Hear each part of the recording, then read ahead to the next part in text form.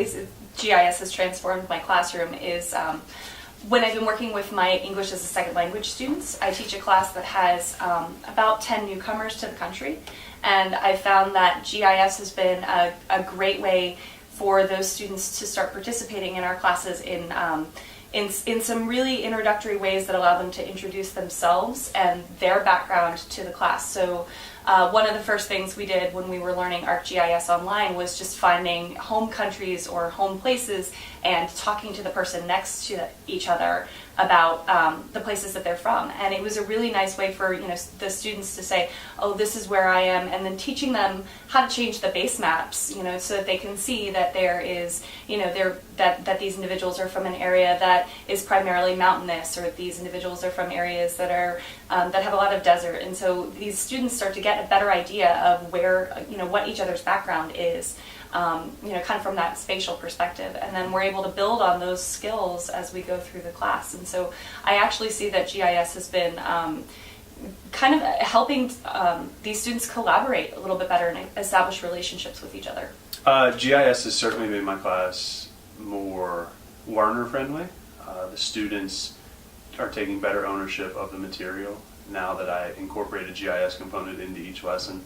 Instead of them really being passive receptors of information, they're certainly more actively engaged in the learning process.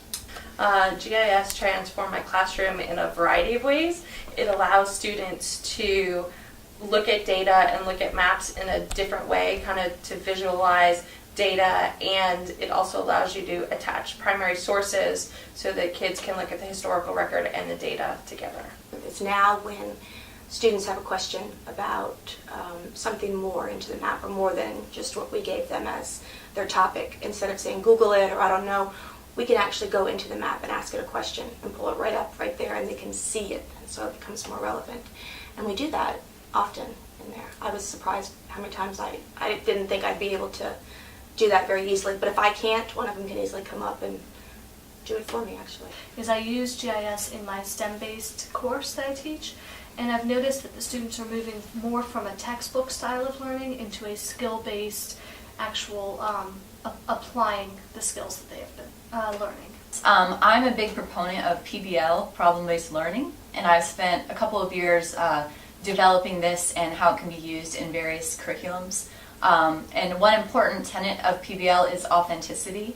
So when you think about the realistic use of GIS, when you think that students will be possibly using this technology in the future anyway as a job, it really makes a good connection for me to problem-based learning. Sometimes it's hard to figure out how to do an authentic task in a history classroom, whereas if we have GIS, we could say have the kids look at a map of World War I and strategize the next move for the United States Army. So I find it is a good way to teach kids the technology, but also include it in problem-based learning situations. I'm no longer a real believer in a traditional flat map. I'm so used to interacting with maps. I like for my students to interact with them also.